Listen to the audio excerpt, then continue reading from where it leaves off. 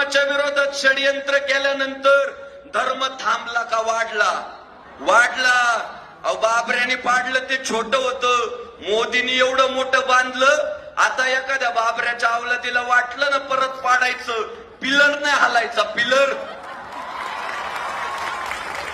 Pillar नाही हलणार भाऊ आता. म्हणजे मंदिर भव्य उभं राहिलं. तसंच आमचं पुरातन पुण्येश्वराचं मंदिर जे उद्ध्वस्त केलं ना, ते छोटं होतं, छोटं. आता भविष्यात जे उभं राहील ना, ते पाहण्यासाठी जगभरातून लोक येणार.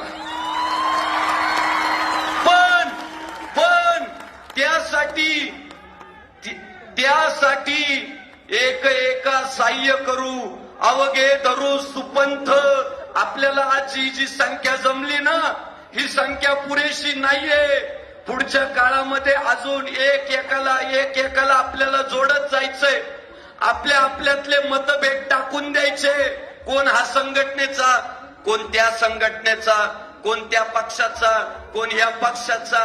नाही नाही नाही नाही. पुढच्या काळामध्ये आपल्याला जातीयवाद, संघटनावाद, पक्षवाद सगळे वाद बाजूला ठेवून पुण्येश्वराचे भक्त म्हणून, हिंदू म्हणून एकत्र यायचंय. पुण्येश्वर महाराजांसाठी एकत्र यायचंय. मी नेहमीच सांगतोय, पुढच्या काळामध्ये जातीला जा म्हणायचंय आणि धर्माचा हात धरायचा आहे. कोणी म्हटलं ब्राह्मण आहे का नाही, मराठा आहे का नाही, वंजारी आहे का नाही, सुतार आहे का नाही, माळी आहे का नाही,